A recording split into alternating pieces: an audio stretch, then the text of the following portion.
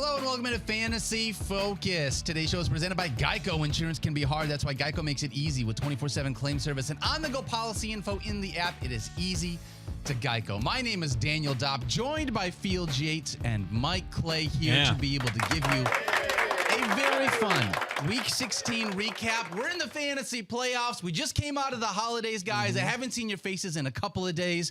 Field, it's great to see you, man. How you doing, buddy? I'm doing great. It's funny. I was thinking about this on the drive-in. There's so much I want to get off my chest because we haven't had a show for 4 days. I feel like I'm like a dog that's been inside of a kennel for the past 4 days. I have a lot of thoughts here, so we'll see how many we can fit in to this show. But it's great to see you guys. Hope everybody out there listening and watching had an awesome holiday. I am in on 3 Christmas Day games. I felt like the NFL might have missed an opportunity with 3 Saturday games because up until 4 p.m. on Saturday, I had very little going on. It's hard when it's this time of the year. It's not a whole lot of things to do outside when you live in Connecticut. And when your kids are really young, you got to sort of work and acquiesce to their nap schedules, Mike. So I wanted more football on Saturday, but what a weekend it was. Yeah, it was a great weekend. I'm kind of with you. I would take one of the Christmas games and move it to Saturday. Well, that works fine, too. Little less on Sunday. Just more time with the kids, more play time, I disagree with both of you. Not both of you, with Mike. I wanted just an extra game on Saturday. I was walking around the house Saturday morning with nothing to do. Rosie was like, "Can you help us clean?" And I was like, "No, I'm waiting for football at 4:30." She's like, "What about cooking?" Yeah, but it's like, "No, football starts at 4:30." After your tush push thing over the weekend, I thought you were. I was walking around the house with nothing, and I was like, "Where is he going with this?" But that's it for a while, right? There's gonna be no next week. It's I believe Wednesday and Thursday is Christmas Eve and Christmas. So like we're done with next year. You mean? Or next year? I mean, Is next year a leap year? Is 2024 a leap year? I think so. That sounds about right. Because obviously the holiday, the day advances one day every year, except for a leap Christmas year. games So for a while, next year will be a Tuesday Christmas, unless it's a leap year, in which would be a Wednesday Christmas. Great conversation to start the show, Daniel. Wow, we are just off and running. Very exciting. We're getting ready for late next year already. Christmas 2024. We're right in the thick of it, guys. It's fantasy playoffs, Week 16. We're looking at Week 17 as the finals potentially this next week, assuming you don't play into Week 18. Or if you do, you probably have a 2-week final. Exactly. Yeah. Got a lot to be able to play for. Leagues, which I'm in the final for that one, so it's going to be fun. But we have some inter-show matchups in some championships this week. So do we ever? There will be discussions over the next few shows about this. Actually, I want to say this really quickly, and this is not about our show, but a league that I want to give some excitement and say this is what fantasy football is to me. Okay. Give me 90 seconds to do this. The clock is not running. Go ahead. Fields, you and I are in a league. We talk about it a bunch. The Michigan Men League, right? Yeah, a bunch of my friends from Michigan, a bunch of your guys from Holmes Brewery that we're in a league together, and we have a bunch of fun, big group chat. I want to say this. My buddy Kurt, one of my best friends, was 3-7. 3-7 earlier this year. Wow. This hurts. At the point where it was like, boy, you know what? I'm not going to make the playoffs. But he said to me, Daniel, I'm not gonna quit. I'm going to keep listening to the show. I'm going to keep working the waiver wire. Fights his way back to 7-7, wins out 4 games, and makes the playoffs over me by 0.5 fantasy points. Barely gets into the playoffs. Then wins in week 1. And then beats Field in week 2. A 3-7 team is now playing for the finals of our fantasy football championship. This is why you don't quit when you feel like you are down and out. There is always reason to play for stuff. Just a shout out to my buddy Kurt Vandermouse, and just the idea that like this is all fantasy football everywhere. For every league, use this next year when you feel like, dang it, I'm out. I don't have a chance. It's like, no, you've got a chance, man. I'm telling you. It's the best. Keep battling. By the way, everything is coming up Kurt these days. I mean, the Lions are rolling their division champs for the first time in 30 years, the first time ever in the NFC North. And, you know, I think it's rather unbecoming when you lose in the playoffs and it's like, well, you know, his team is not as good as mine. Just wasn't a bad day at the office. Injuries. You know what? Kurt beat me fair and square. My team stunk and Kurt's team was good. And I wish him the best of luck this weekend against Tommy. Tommy and Kurt. So we've got one home side, one other Michigan men's side. The battle for the best fantasy football league, at least amongst people exclusively from Michigan, with one guy from Massachusetts that I have ever heard of. At least. So that's one. We'll keep. It's kind of like when you watch an award show like the Oscars, and they're like, all right, they show like clips of the finalists for film of the year, and they just scatter them throughout. We're gonna do it with all these leagues that we have, all the championship leagues. It is going to be a spicy week. Here is as far as I will go in terms of telling you guys what is to come. other than during the show itself this week, Mike, Daniel, and I are not speaking a single word to each other. Yeah, we're keeping it professional now. Yes. But we didn't talk until 3, 2, 1. Hey, guys. Hey, what's going on? Let's pretend like we like each other for That's right. We'll get into that a little bit later on in the show. But let's dive into Week 16 and everything that happened there, guys. Holy cow. Amari Cooper, massive surge, 51.2 fantasy points, in case you were wondering. That's over the last 5 weeks then? No, it was not. But they're on there like their fourth string quarterback. There's no way that was in one game. Weeks 1 through 14, Amari Cooper, wide receiver 32. 2 playoff weeks, weeks 15 and 16. He's not just wide receiver 1, he is player 1 in the playoffs so far. Field, 51.2 fantasy points. Congratulations if you had him. You are very likely moving on to the next round. You absolutely are, right? I mean, I had a few friends who reached out to me about start-sit questions during the week, and there were a couple that I got wrong out of those few, and there was, I mean, listen, that happens all the time. I'm not trying to say that like there were a couple like that as something new. Like it happens often, but I'm just saying like whenever someone asks you a question that's a friend that you are close with, I always find myself doubling back and checking like, did I get it right? Did I get it wrong? And someone asked me one and I came back to them and I was like, I can't remember exactly what the start-sit question was, but I picked the wrong side of the start-sit question and he responded back, it didn't matter. I played Amari Cooper. It doesn't matter. He's like, no matter what I could have done, it would have been wrong, right? You don't want them to lose because of that, right? Yes. Right. So Amari Cooper went off. It was a remarkable performance. Unreal. I mean, it was unbelievable given the circumstances that Mike referenced already. A fourth string quarterback. And with Amari Cooper now, he has a 200-plus yard receiving game with 3 different franchises. The second player ever to do that, T.O. being the other one. So with the Raiders, with the Cowboys, with the Browns, this is kind of emblematic of the career that Amari Cooper has carved out for himself, right? He might disappear for stretches at a time, and then he'll go absolutely bananas in other games. Certainly helps if you made it to the playoffs with Amari Cooper. That's a pretty feasible thing, right? He hasn't been amazing this year, but he has not been terrible either this year. You are most likely playing for a championship this Sunday. Yeah, absolutely. He's been terrific the last couple of weeks. 20 more fantasy points than any other wide receiver, which is incredible. Over the past 2 weeks now? Over the past 2 weeks. And, the question now becomes, can he do it a third time? Because this week they play the New York Jets. And here's the thing. You're going to start him. They're pretty much, best in every category against receivers, only 4 touchdowns. However, especially lately, we've seen some big games from star players. 20-plus fantasy points from A.J. Brown, CeeDee Lamb, both Miami wide receivers, and 2 Buffalo wide receivers as well. Shakir and Diggs got there. So Cooper's a star receiver as well. So maybe there's some hope he can get to 20 in this game. Good connection with Joe Flacco. So we'll see on Thursday night. Great connection. Yes. Great connection. It also, I talked about this with Mike, and the context will be revealed a little bit later, but the Browns have really struggled to run the football. I mean, really, really massively struggling to find the end zone on the ground. So it could be a heavy volume day for Joe Flacco, which could mean, of course, to 10 or so targets for Amari Cooper. Another wide receiver that smashed this week, George Pickens. He did his best 2022 Christian Watson impression.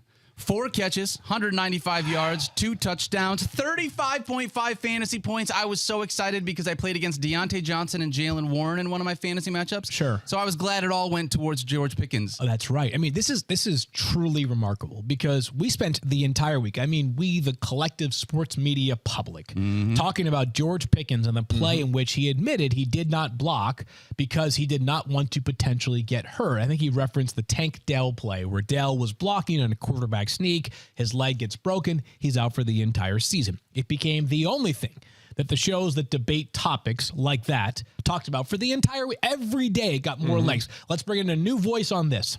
For George Pickens to then, the day after the work week concludes, go off for 35.4 fantasy points was one of the funniest things that I can recall in fantasy football in quite some time. I just said how this is kind of emblematic of who Amari Cooper is, the potential for spike games, miraged amongst a bunch of other solid games. With George Pickens, it's the potential for spike games that are just hidden amongst a bunch of dog games. I mean, he's been terrible for much of this year, Mike. Yeah, he is. That was a career high, of course, 195 yards in that game. But here's the red flag.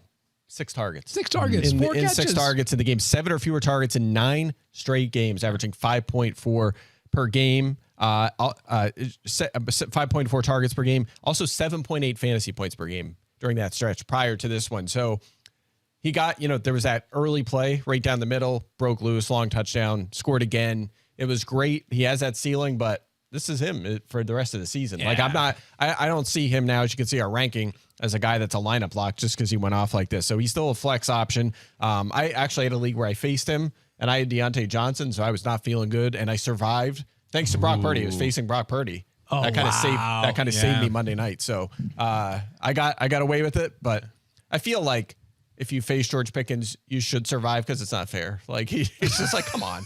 Like it's been 3 months of nothing. Totally. And then he goes off for this. It was unbelievable. So Brock Purdy, by the way, will be the thing that we discuss every day this week until the games begin again this weekend, right? Because whether he lost the MVP this past Monday night, I think that's probably will certainly be a say, spicy take. Yes. George Pickens started in 17.5% of fantasy leagues this week. So if you were one of those, 17.5%. No way. That hurts to have him on your bench. Well, is that because like if you drafted him, you did not make the playoffs? You did not advance the consolation, right? You've been starting him for 3 months and getting 5 points a game, 6 points. Great. Didn't feel great. You know, a wide receiver that I was excited about starting, and even though it hurt me in this one. No, you were not. Yeah. Well, Justin Jefferson. I am on that group thread, Daniel. Yeah, I did not want to. Michigan men group thread, which is spirited during Lions games. Very spirited. You guys were apoplectic over what was taking place. The only time when it's more spirited is when we talk afterwards as to whether or not Jared Goff is worth being a quarterback for the Detroit Lions long term. But let's talk about Justin Jefferson. 6 catches, 141 yards, and a touchdown, 26.1 fantasy points. Couple takeaways from this, though, guys. Jordan Addison got hurt. We'll talk about that in this one. So he left early, as well as TJ Hockenson. And now it also sounds like Field, they might move on from Nick Mullins, and we may have Darren Hall under center. Yeah. So looking at Justin Jefferson, great game from him in week 16. Hopefully he helped you advance. But I have some question marks now moving forward into week 17. I wonder what you think about Justin Jefferson's situation. Okay, so you have some question marks. How far down your rankings does he fall as a result of those questions? He's still top 15 for me. Top 12, probably. Top actually. 12. Top 5. I was going to say top 5. Right? It's Justin Jefferson. Like what Sunday was a reminder that Justin Jefferson still is very much in that middle of the best wide receiver on the planet conversation. Those 6 catches on 10 targets, you like that volume, by the way, might have all been SportsCenter top 10 play candidates, especially at the end of the game when he's making catches that like Nick Mullins was trying to end the game on. Nick was like, I got this, guys. I will send us home early and let the Lions win the division. Justin Jefferson is like prying the ball from midair. He was unbelievable this weekend. A great reason why he will also be in the conversation for the number 1 player in fantasy going into next season if Kirk Cousins is back. So do I understand where you're coming from in terms of the quarterback change and what that might mean in terms of Justin Jefferson's fantasy outlook? Yes. I also don't know that, like, if you told me a month ago, would I rather have Darren Hall or Nick Mullins under center? I don't know that I would have had a strong answer. Nick is more experienced. I'm not sure he's more talented than Darren Hall. So I would say I feel pretty similar with Darren Hall that I do with Nick Mullins. Things don't really change a whole lot. Yeah, so we agree Nick Mullins did not play well, right? Yes. How many passing yards did he have? 405? Yes, over 400 passing yards in this offense. Right? Yeah, so again, we'll get into this in a little bit. Yeah, but TJ Hockenson out, that's a 20-25% target share. Yep. That can mean 33-35% going to Justin Jefferson in this game against Green Bay. So, no doubt about it. Still an elite fantasy option. How good are the Packers against the run? Because that was I think Minnesota only had 17 rushing yards on the game, 411 passing yards, but they rushed for 70 yards. So it was just throwing the football. They're neutral against receivers, so not too worried about it. I mean, Jair Alexander had been hurt quite a bit. They've had a lot of changes at corner. What? Jair Alexander. Yeah. What the heck is that? That is the nature of the cornerback position, for sure. I mean, how many guys have just been really good and healthy for like a decade? Like, there's like no one. No, the guys spiking up and down, and it's all over the place. But did you see what happened with him in the coin toss this past weekend? The Jair Alexander thing is like a whole, like we could do a whole podcast with Rob Domofsky just about like what's happened to that guy. I did not see that. So I'll make this extremely quick.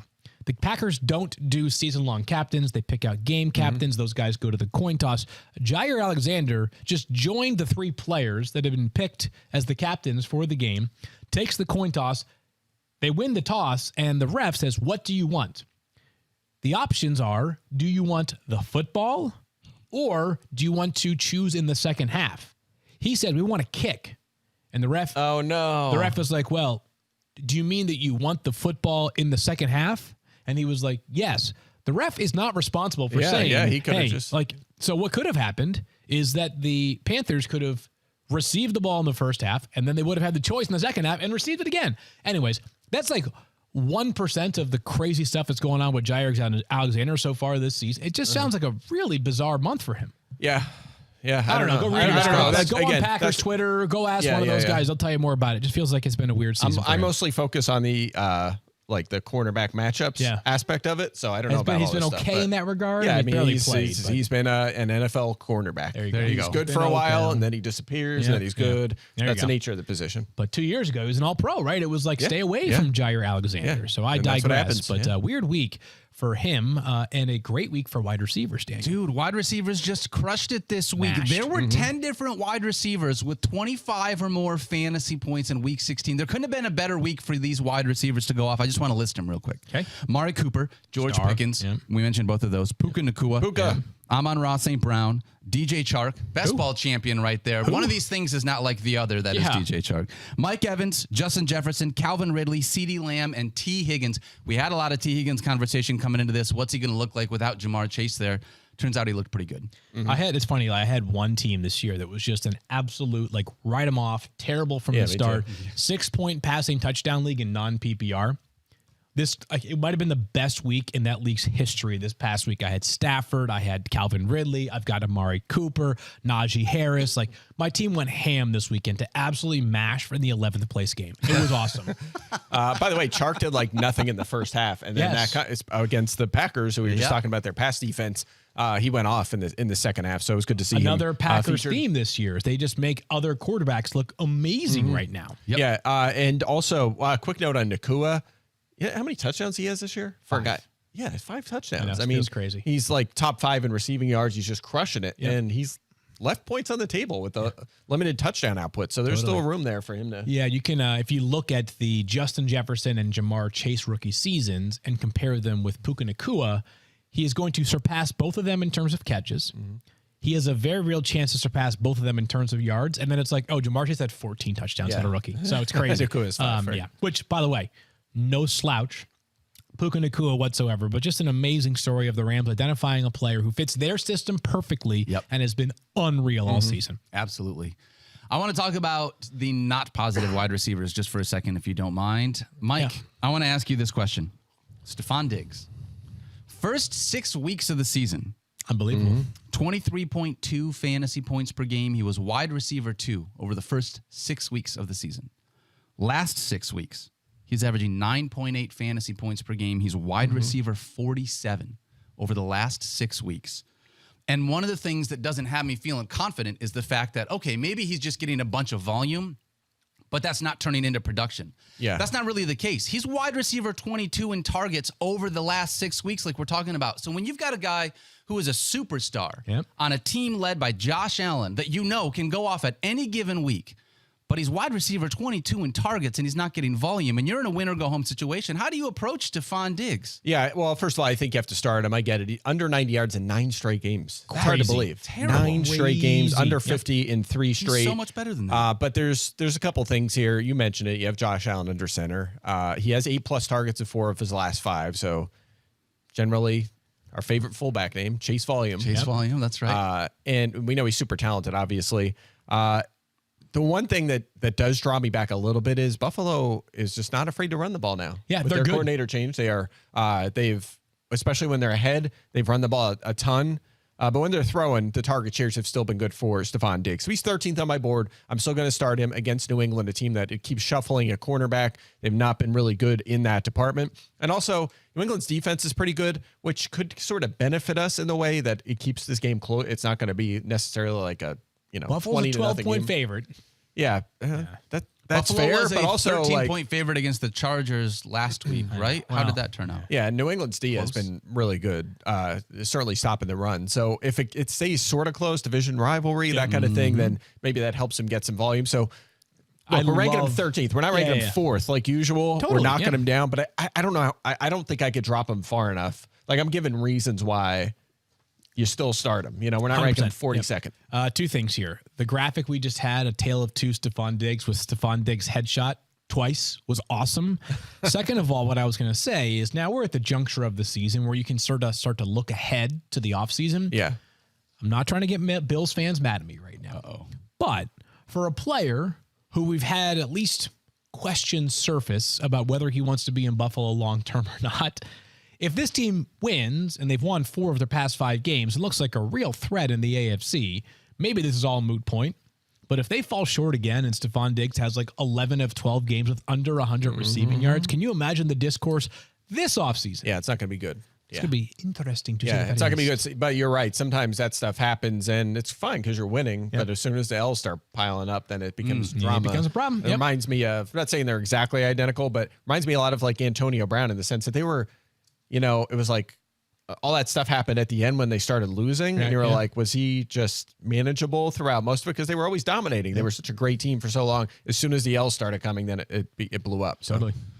5 of the last 6 weeks, Stefon Diggs has been outside the top 45 at the wide receiver position. So if you are starting him in week 17, it is because you know that there is more, but also you have adjusted your expectations because it has been tough sledding the last little bit. Weird game we play, right? But it always comes back down to that thing that we talk about.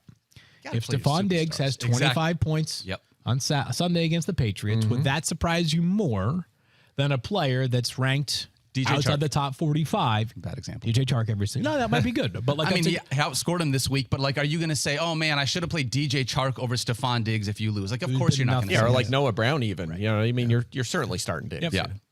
All right, a couple wide receivers that I want to mention as far as injuries this week.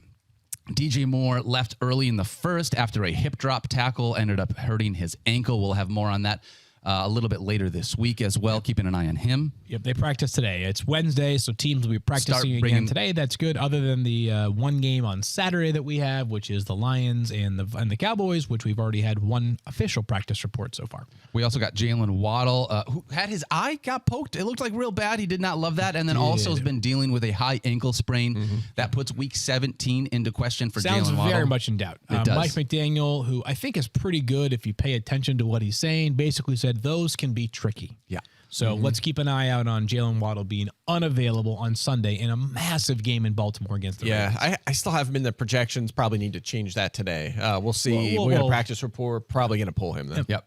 Jordan Addison left early as well against the Lions with an ankle injury. Ended up getting hurt on a tackle while he was trying to bring down Kirby Joseph on an interception. So going to keep an eye on that one as well.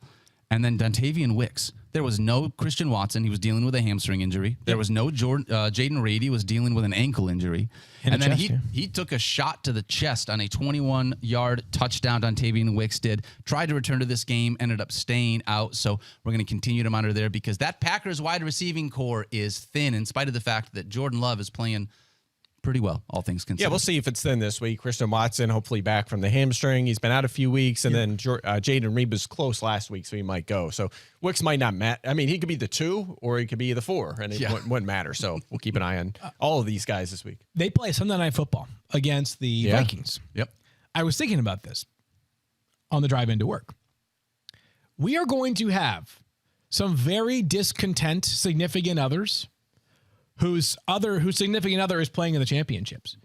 Because, am I supposed to be paying attention to the ball preparing to drop or the possibility that I get some fantasy points in that game on Sunday night? Yeah, my 9-year-old wants to stay up till midnight. I was like, well, there's a game, so do what you want. You want to chill out, watch a movie, watch the game with me? Sure, I'm going to be up till 11:30 watching this game anyway. So man, that Monday night game lasted long, too, this week. We had there was a lot of stoppages in play in the second half.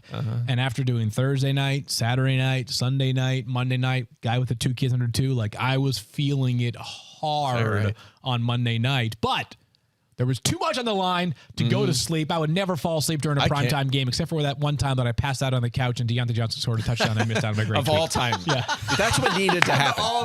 That's what needed to happen, though. You needed to rest so he could flourish. That's what needed to happen. By the way, he became a touchdown machine. Absolutely. He sure did. 3 touchdowns in 3 straight before this past one. That's so good. And then George Pickens stole them all. Yeah, he sure did. We're going to talk about some running backs in just a minute when we come back. Field, help us pay some bills. Are you overwhelmed by insurance? Yeah. Make it easy. Get all your insurance in one place with Geico. Plus, get 24/7 claim support and on-the-go policy access with the award-winning Geico mobile app. See how easy insurance can be and go to geico.com. No matter what team you're rooting for, there's one thing we can all agree on. Football season brings us together. It does. A connection like that deserves to be celebrated with a light beer that's just as great and at just 96 calories a can. Miller Lite is the only light beer you want to celebrate with all season long. Because with a Miller Lite in your hand, football doesn't just taste great. It tastes like Miller time. From kickoff till final whistle, you can't go wrong with a Miller Lite in your hand. It's the only light beer with a taste worthy of our national obsession, because what's the point of having a beer if it doesn't taste like beer? It's got only 96 calories, 3.2 carbs per 12-ounce serving, and with a smooth taste and a crisp, clean finish. This season, crack open a light beer that hits your taste buds so hard you can feel it in your heart. Make it Miller time all season long. Celebrate responsibly. Miller Brewing Company, Milwaukee, Wisconsin, 96 calories and 3.2 carbs per 12 ounces. All right, moving this forward, talking about some running backs. Guys, can Breece Hall do this again? I hope so. Oh, my gosh. No, you don't, Mike. We'll talk about that more later. 43.1 fantasy. If you survived last week's 2.8-point outing, you got 43.1 from Breece Hall this week field. A pretty big juxtaposition between the 2 weeks. Let's talk about this, though, because how we got there is fascinating. Yes, this is awesome. It's unreal. How often, when a player has 12 catches for 96 yards, do you think that the offense had a pretty decent day? Which I guess the Jets were aided by their defense and their special teams in a pretty significant way in this win over the Washington Commanders. 12 catches on 16 targets for Breece Hall. That is absurd. That is absurd. 16 targets for a running back in an offense. That's for a receiver. That's a massive number. Yes. So that's a huge number. So he had 20 carries as well. 36 opportunities for Breece Hall. Is that 36. the high? Has anyone had more than 36 opportunities this year, Mike? Like off the top of your head? I don't know. Off the top of my head, that's probably a high. Probably, it's probably very close. I don't think McCaffrey's had a couple of busy days. Yeah, McCaffrey, he had 30 touches. Derrick Henry. Yeah, I don't know. I don't think anyone had that many opportunities. Is a lot. That is a ridiculous day. I know we knew this a while ago. It's been hard to see because the Jets have struggled, but he's back. I mean, he's back. Like, whereas very similar timing with Javonte Williams. Javonte Williams might take till next year. I don't think he has a more complex injury. He absolutely does, and he came back earlier. earlier than expected. Might be next year for Javonte to be his old self. Breece, he's back. He's back. He looked awesome. This Jets offense, though, I mean, they are a difficult watch still. It'll be Trevor Siemian again on Thursday night. So just keep dumping it off to Breece Hall. That bodes well. Want. Yeah, you can imagine that he will. By the way, this is a fluke in terms of the target volume, but he does have 7 or more targets at 4 of his last 5. Yeah. So seeing heavy volume in the passing game is not new. He's now 2nd in targets and catches at running back, 1st in receiving yards, and also 5th in scrimmage yards. Remember, he was very limited the first month of the season. I remember, 5th in scrimmage yards among running backs. He has been terrific in what has otherwise been a rough season. Honestly, if Aaron Rodgers played this year, Hall might be I don't want to say number 1, maybe number 2 scoring fantasy running back.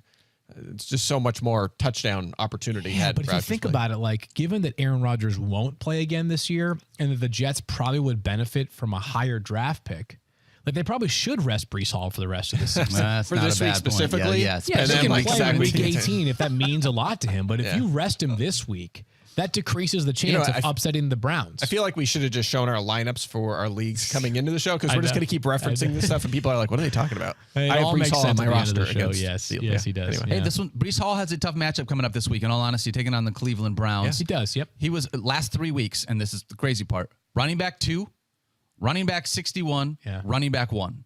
So when he takes on the Cleveland Browns here this week, I think this is going to be closer to running back 1 or 2 than running back 61. But I understand it's going to be a tough sledding. Yeah, we'll figure this one out. We'll know Thursday. We will. Browns, yes, we will. Jets. Tomorrow. That's tomorrow already. Oh, my God. Crazy. It is. What? That unreal. feels like the Monday show. It does. It does, yeah. Do you guys think that Mike, I'm going to ask you this. Do you think the Raheem Mostert touchdown train continues to roll on? 31-year-old, oft-injured running back that has not really been injured this year, continues to break models. Didn't score a ton of fantasy points, but he did get into the end zone, which helped keep his floor high, Mike, which is what we're looking for. It just continues to break everything. Seriously. I mean, he does. Because last week, 30% of the snaps. That was a season low for Raheem Mostert. Scored again.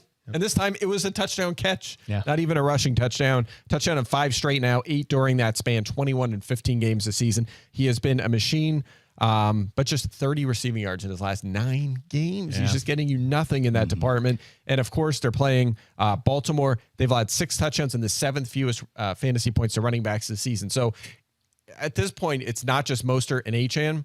Jeff Wilson played a big role in this game as well. Yeah. So, they're using all 3 guys. It's just you're playing that touchdown lottery. You're still going to probably use him as a flex, maybe an RB2, and just hope he scores a touchdown. And the good news is, how many more offenses are capable of getting to the 10-yard line and in? than Miami? The answer is very few. Well, they're playing Baltimore this week, but in general, though, Miami in general is going to be one of the better offense in terms of getting to the 10-yard line. And if you go back and look at the snaps for Raheem Mostert, I imagine he took almost every snap when the Dolphins had the ball in goal-to-go situations because he is their best touchdown maker amongst their backs. Achane is obviously the most elusive, which is a crazy thought because Raheem Mostert can flat-out fly. But if they have the ball and they're trying to pound the rock, goal to go, it's going to be Raheem Mostert and not Devon Achane. Yeah, it could be a game script deal as well. If they're trailing here against Baltimore, you might see more Achane, who played 55% of the snaps this past week and is their better pass catcher. So I'm definitely nervous, but it is what it is. We've been playing this game all year. Either he scores or he burns you. Yep. Yeah. All right, Field, how do you feel about Derrick Henry? Week 16, it was a classic Derrick Henry line, and I say that by saying he had 19 carries, 88 yards, gets in the end zone, only one catch for 11 receiving yards. But then he throws a pass for 12 yards and a passing touchdown. You got to love those 4 extra fantasy points. How do you feel about Derrick Henry? Longest passing touchdown of his career, mind you, 8 yards. It was a bomb. Yeah, I have his career passing line. You want to hear it? Hit me. It is 10 pass attempts, 8 completions, 80%. That's good. Really good hit rate. 40 yards, 5 touchdowns. Pretty good. He's trying to touchdown half of his career. 50% of his passes. That's pretty dang good. Yeah, that's awesome. That's pretty dang good. Right Derrick Henry or Dan Marino. Yeah. Do you think that we're seeing, just as like, I don't know what to say about this. Derrick Henry has been Derrick Henry. I feel like we're at the end of our Derrick Henry tenure in Tennessee more often than not. I think he knows that. For sure. Yeah. I mean, this team needs to have a really serious conversation about where they want to go this offseason, but they're now well positioned for a top 10 draft pick. And it may be the offseason in which not just Derrick Henry, but veterans who still have some time left on their contract could become vulnerable to a trade or potential release because it feels like Tennessee kind of spent a little bit too long, maybe 1 or 2 years too long trying to keep things competitive when the reality of this roster, despite the brilliance of Mike Vrabel, is that it's not prepared to be competitive right now. So yes, Derrick Henry's last 2 games could very well take place for the Titans over these next 2 in terms of what it means for week 17 in my ranking. I have him as RB23. They play the Texans, who Mike reminded us recently have been doing what on the ground defensively? Yeah, best run defense in the NFL, 3.1 yards per carry is lowest, 4th fewest rushing yards to that position. And you may recall, Henry played them 2 weeks ago. 20 touches, 10 yards. Crazy. 20 touches. Yeah. Was that the 10 yards. 2 touchdown game? 2 touchdowns on 10 yards, or was that he had no touchdowns. He had 10 yards in that game. Didn't he have another game? Maybe I was thinking of another game where he had like 20 yards and 2 touchdowns. Yeah, I think earlier this year. You know who had that early was Jerome Ford had that back when Nick Chubb got hurt. I think he had like 19 total yards, but 2 touchdowns and we were all like, we got this figured out. Nick Chubb, happy birthday. You're really missed, buddy. Yeah. Seriously. But yeah, so I have Derrick Henry outside my top 20 as a result of this bad matchup that they have in a game that Houston really needs, and it sounds like they'll have C.J. Stroud for. Hey, we got to pay off a couple of board bets, guys, talking about running backs. We don't have to. Do we, though? Well, let's start with Austin Eckler. Let's do that one real quick.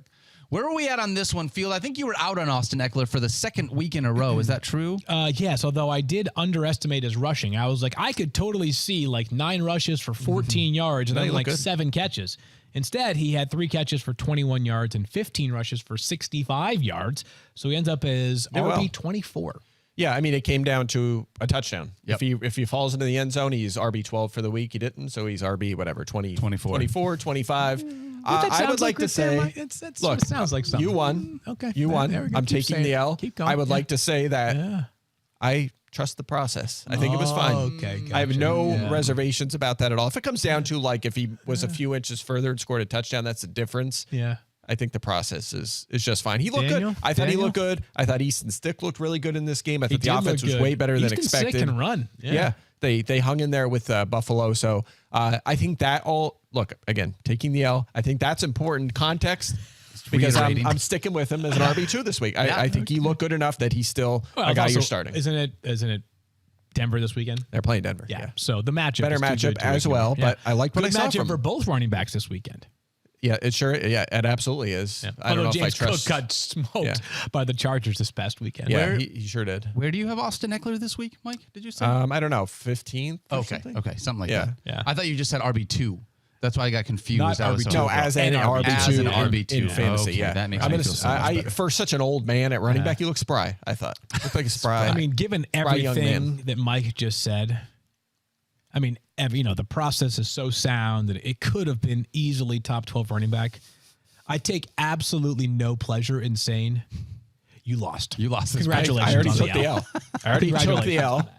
Did you see that clip of the guy who gave his dad the present? Gave his dad the present. So good. I forgot to. I saw it like in passing. I gotta. He unwrapped his present on Christmas, and it was just a giant L because he beat him in his fantasy matchup. I gotta find that. See, they send it to all of us on Twitter. I gotta post. I'll repost that for whoever it was that sent it to us. Yeah. Did they? Did they tag us? I can't remember.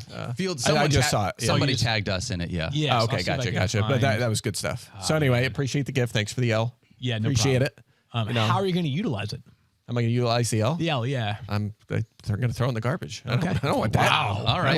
I don't have room for that with all my W's from the whole season. Like I don't. Was there a Jahmyr Gibbs board bet too, Daniel? Hey, you know what? I said that Jahmyr Gibbs was going to be. Let me look back at this.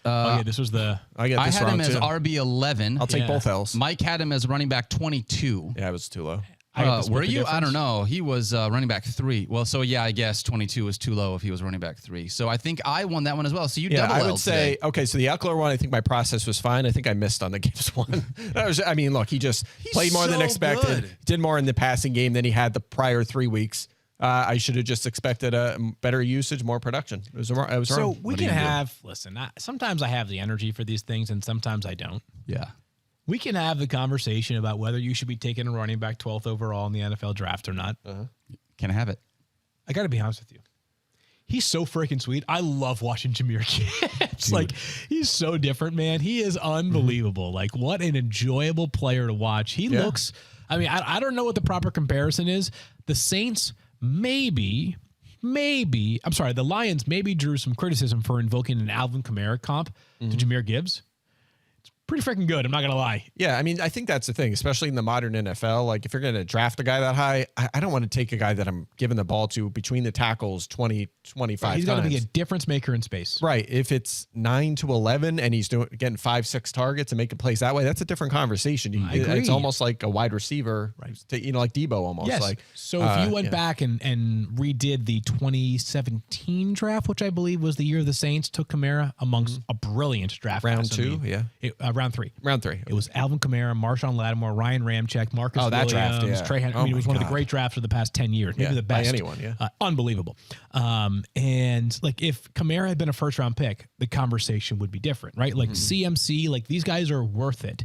If you're going to be utilizing a first-round pick on a running back, it has to be a player who completely alters the sort of the horizontal and vertical nature of the field as a pass catcher and as a runner too, which Jahmyr Gibbs does. But man, is he fun to watch. Well, it's not just that. It's about making sure that the coaching staff is actually going to use him on the field if you're going to use a high value. No, the Falcons are playing the long game. Oh, yeah, totally.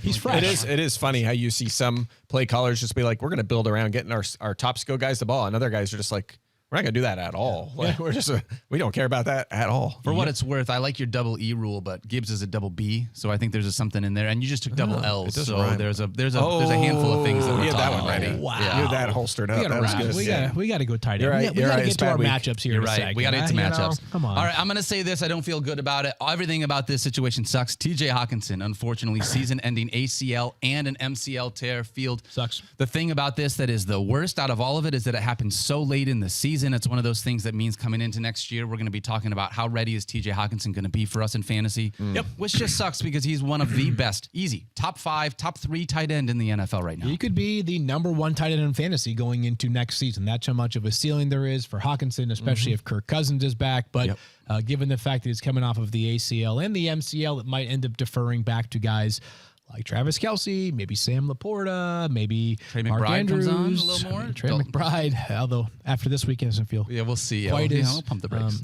But still, that conversation about the tight end 1 is actually a conversation for next year, which is something that we haven't had for about half a decade. Which is kind of funny because like Kelce, we all agree like not living up to his ADP, but still like right there. He's still he's been the top scoring tight end like all season, despite the fact he didn't play week 1. It just shows you how good he is and how high the bar is. Right. It just reminds you of why taking a quarterback in the early rounds can be risky, because it's not that the guy isn't going to be good. It's that he has to be quantifiably 100%. Better than the other quarterbacks that you could have taken around 2, 3, 4, 10 later.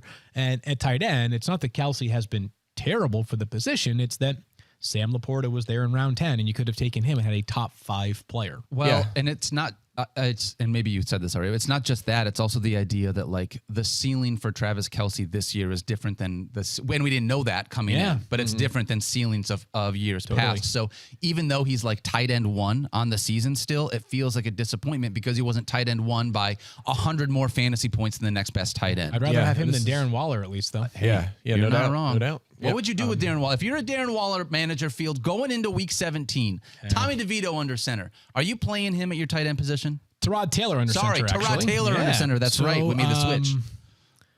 I might. I wouldn't feel good about it. I've only got him in one league, and that team was bounced in the semis. So in the third place game, I will be. So you'll be rooting against him this week because he may or may not be my tight end in our matchup. League. So yes. That's a 16-team league where I lost Mark Andrews, so it's not like there are a lot of available options besides Darren Waller. But yeah, I mean, it's one of those where he's obviously a very talented player, played more this past week than he did the week prior. The targets were actually down by 5 targets this week to 6 the week prior. Yeah, just a tough player to figure out. Yeah, good news is he went from 43% of the snaps in his return to 63% in this game. He was at 88% before the injury, so makes sense. Maybe he plays a little bit more in this one, and it is a good matchup. The Rams have allowed 8 touchdowns to tight ends this season. That is second most in the league, 6th most fantasy points as well. I'm going to stick with him. I'm going to stick with him. I think he, tight end 10, back end, tight end 1, not far off where we had him last week. So I think he's still a startable commodity despite the dud. Would you rather start him or Cole Fotheringham in week 17? Or what about Johnny Munt? I raise you Johnny Munt, TJ Hawkinson's replacement, who you jumped ahead to Waller, but I would like to point out that he ran a passer out on 15 of Minnesota's final 17 pass plays in that game after Hockenson went down at a career high 3 targets. So not saying he's a guy you're just going to plug in for Hockenson, but if you're in a deeper league and you're desperate, I know actually I have a league where I lost Hockenson. I'm going to start Taysom Hill, a 16-teamer. Oh man. I have to start Taysom Hill because injuries at tight end. The guy I'm facing is using Johnny Munt. So that shows way. Even in championships, like 16-teamers, you're like, as you guys know from War Room, it's just like, man, it's tough. A mess. So it is deep. Yeah, I mean, you have some interesting names to tight end, but certainly I would start Waller over those guys. I am sitting here like that's nice and cute that you're doing your actual analysis. And I'm doing a deep dive over here on Cole Fotheringham, who, I did not get nearly the reaction from you that I was expecting to get. Cole Fotheringham. It's a good name. For the Raiders on Monday had, I think, 2 catches, right? I can tell you. Oh, I'm sorry. 1 catch for 6 yards. He's not on the roster now. He's back to the practice squad, I believe. Yeah. When he caught that pass, as somebody considers himself a massive NFL Fotheringham, I was like, pardon? You consider yourself a father and a Does he have perpetual dad strength? Is Fotheringham? That's his name's that was a deep cut right there. I need to know more about Cole Fotheringham. Okay. Google tells me that he's 26. Is Field just imprpressed with himself? He knew that name. Is that what's happening now? I'm a little confused. I think that's what it is. No. I'm not impressed. I'm just like, wait, what? You know who I'm impressed with right now? Let me guess. Evan Engram. Yeah, baby. 15 targets. That seems good. He has more targets than any other tight end this season. Crazy. Period. Yeah. 98 targets so far this year. Is there any reason to think that you wouldn't want to continue this volume barrage in week 17? Nope. I mean, I knocked him a couple spots because tight end is very strong right now, and he has a brutal matchup here against Carolina. 5th fewest fantasy points allowed. One tight end has had more than 10 fantasy points, or reached 10 fantasy points against them this season. Now, if someone could do it. Was it Cole Fotheringham? It was not Cole Fotheringham. Oh, it was Cole Mothering Turkey. Okay. That's it. Is that the dad joke for the week? That's it. We're done. That was so bad, but Daniel liked it. Mothering turkey? Come on. Oh, hold on. I'm good. I love it. I love it. Okay. Everybody is in on this joke. It's been confirmed. All right, good. Everyone likes it. This is great. That is a father joke, right? Yes, that is a father joke right there. But no, keep it rolling with Engram. He's been awesome. First in routes, all targets, all that stuff. He's been awesome. Question He's been for great. you. Yeah. Where does Evan Engram rank in terms of yards per catch this season? Which does not matter. Among tight ends? No, just in the whole league. It does not matter when you consider the fact yards that he's per seen catch, all those targets. I would say in the referenced. 10th percentile. I don't know, pretty low. 109th. Behind the likes of Samaje Perine, Juju Smith-Schuster, Really? Cole Kmet, Durham Smythe. These guys are all ahead of him. Wow, there's some PPR. names We love it. ahead of. Yeah, we love it. Daryl Henderson ahead of him. He still qualifies somehow. I mean, that's kind of incredible that he could be that. Yeah, behind running backs. 8.4. Yes, Travis Etienne's ahead of him. His own teammate. 8.4 yards per catch. That's amazing. Doesn't matter in PPR. PPR. Doesn't matter. Not a bit. He has been dramatically different in non-PPR because he also only has 3 touchdowns this season. But with that kind of volume in PPR scoring, we'll take it. Yeah. Absolutely. That is one of those guys. Hey, let's talk about some positive things that we were really excited about. You really guys quickly. just keep making people money. I'll tell you what. You know in what movie? What was it? Parks and Rec, where it was like money, please. Yeah, that's the fantasy focus parlay right now. That's what that is. Yeah, we're crushing. This last week we had Tyler Algier over 8.5 carries. Mike, that one hit. That was by the way, we were sweating that one. He was not playing early in the game, but it was like a Falcons game script type of thing, right? They then had the lead in the second half, and that's when they brought Algier out. Obviously, bringing Algier and when he got there. He got there. So I was worried about that one early on, but we got there. Yeah, Bryce Young over 27.5 attempts that was an easy. Again, the only time he hasn't got there was the rain win game. So yeah. And then Jacoby Myers over 37.5 receiving yards. That was you. Good call. Got there very early, and then the Raiders did not throw the football the rest of the game. Yeah, we were fortunate, but that was playing the matchup, right? Yes, it was. Devontae Adams did very little. He was shadowed by L'Jarius Sneed, which I tweeted about, by the way, and Field jumped all over me and just blamed the quarterback as usual. Just throw the quarterback under the bus. But yeah, Myers had the good matchup, and he took advantage. Yeah, he did. So now we had back hitting these parlays for Fantasy Focus. Go check us out on ESPN. Bet if you are looking to be able to find a parlay that you want to play. We always have a ton of fun being able to do this. Yeah, the nice thing is if you've been betting them, you're building up a bank now because, I mean, let's be honest, we're not going to keep up our 100% hit rate. That's right. That's the nature of parlays. We're going to have some variants, things like that. But we'll do our best. We'll try. Right. Go out, download ESPN Bet. You can find the app in the App Store and all the places to get all your apps. There you go. Pretty good. Pretty easy. Hey, Field Yates, you and I get to play each other in the finals of the Fantasy Focus Fantasy League. Let's go, Daniel. We were sweating this one out. We were. Ooh. All right, so Fantasy Focus Show League, obviously 6 of 12 teams make the playoffs. Yep. As the 5th seed? I was the 5th or the 4th seed. I believe 5th. So I played Stefania in round 1, was able to get by in that. By the way, I had the best team, but all of my players retired like in week 2. Yeah, like my whole team just just retired, so it was tough. Yeah, so we had myself versus Stefania in round 1, was able to squeak by there. And then I got to have the unenviable project of facing Trophy Smack, who was a wagon this year. The 1 seed. We play in Victory Points, which is a setup in which you not only play someone head-to-head every week, but you also get a win if you finish in the top half of the league in scoring. He was 13-1 head-to-head.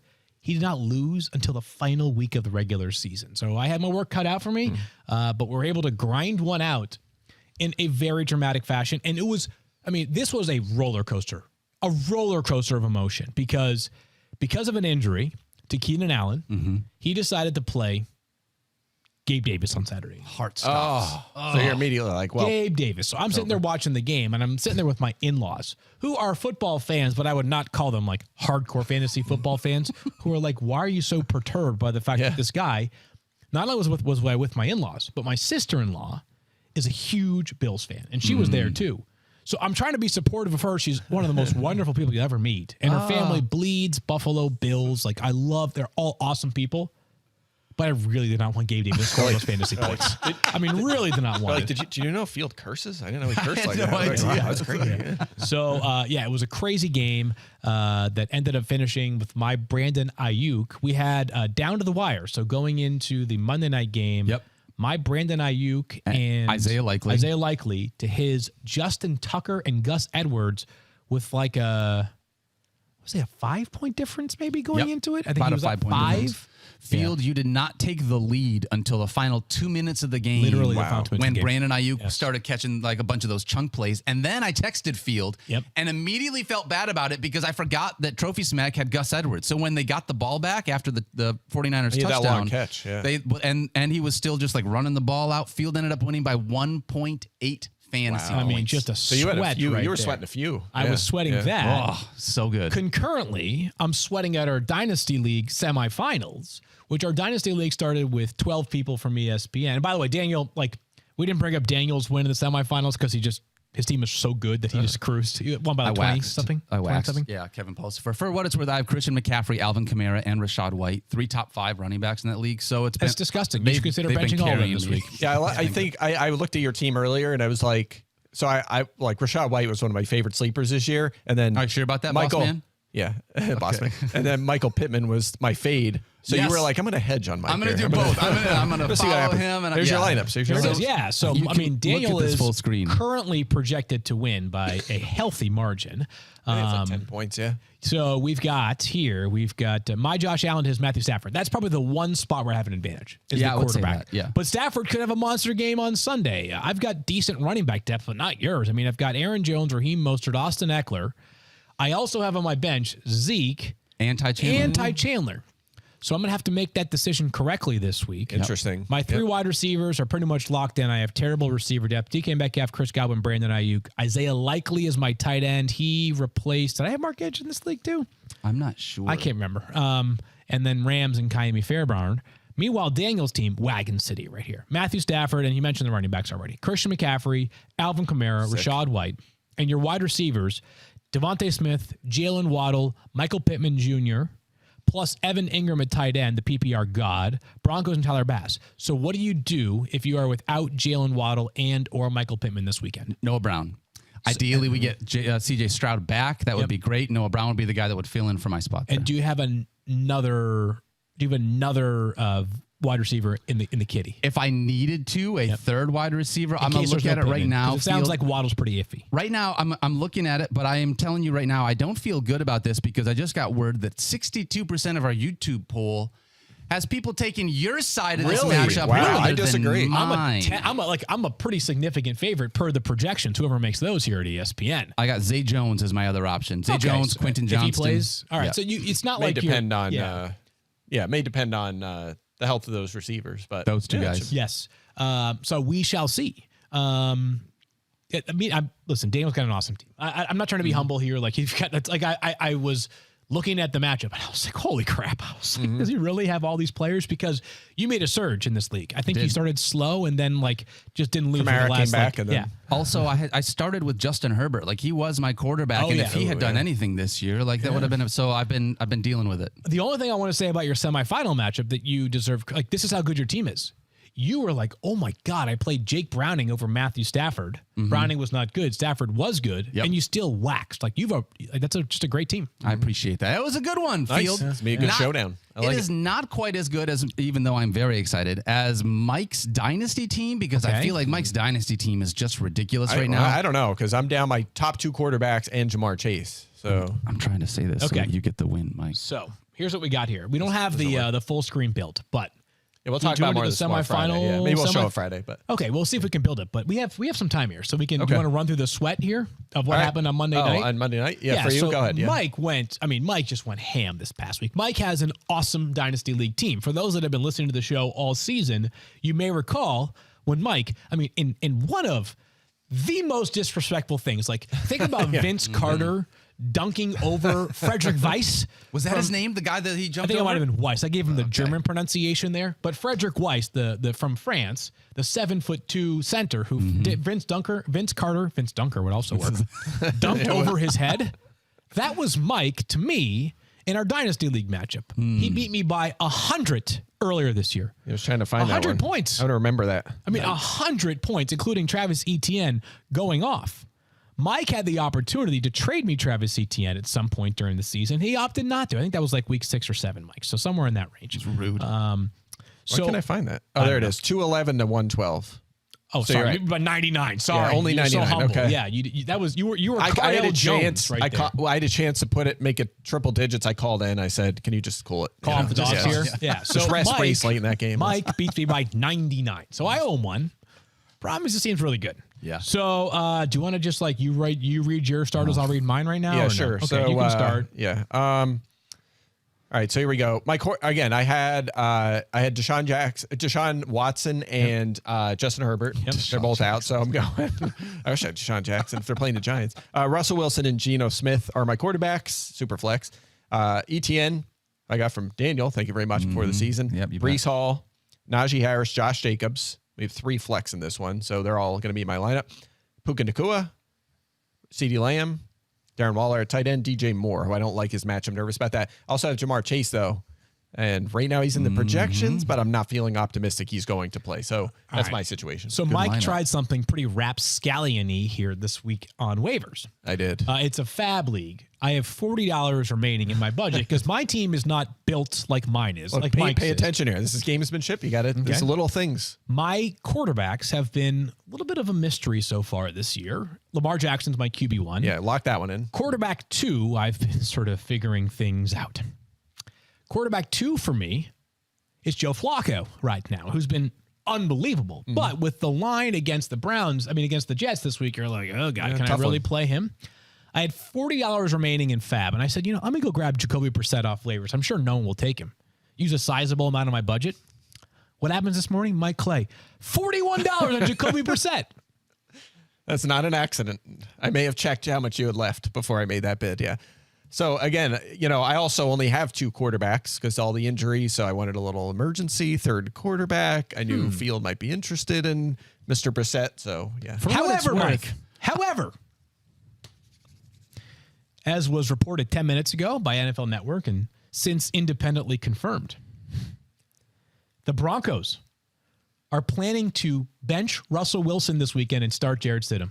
No, they're not. I'm not BSing you. What? No way. Yes. This is happening right now. So are you grabbing? Are you I'm glad to see that's part of my thinking. A conversation over there. Oh, so I'm starting Jacoby Brissett this week. And I might be starting Jarrett Stidham. You just scoop him up. Yeah. What Field? Which of the other 6 quarterbacks on your roster are you going to drop as a part of this decision? Oh no, I'm keeping them all. You're keeping all of them. In that league, you just hoard them. Let me just read my starters real quick. Understand that the quarterback situation has now been benched. Yeah. Well, this is a thinking towards the future conversation. That's a contract is another thing to unpack. Yes. But yeah. Yep. All right. So quarterback 2, Lamar's quarterback 1. It's going to be a Joe Flacco versus Jarrett Stidham conversation now for quarterback 2. Running backs, James Conner, David Montgomery. Starting 2 wide receivers, Michael Pittman Jr., Deebo Samuel. Tight end is Kelsey. Flex options are Raheem Mostert, George Kittle, Javonte Williams. So I would describe my team, except for when Deebo gets hot, as more of like strength in numbers than it is like superstar heavy like you. And yeah. That's all I got. It's going to be hilarious when just one of these quarterbacks goes off. That'll be the difference. Because I'm going Geno and Brissett now. Brissett, yeah. So the question is, who would you rather have? Like, if you had the option to grab Jarrett Stidham, would you have preferred him to Who's Jacoby ever playing? Brissett? John Blank. Chargers.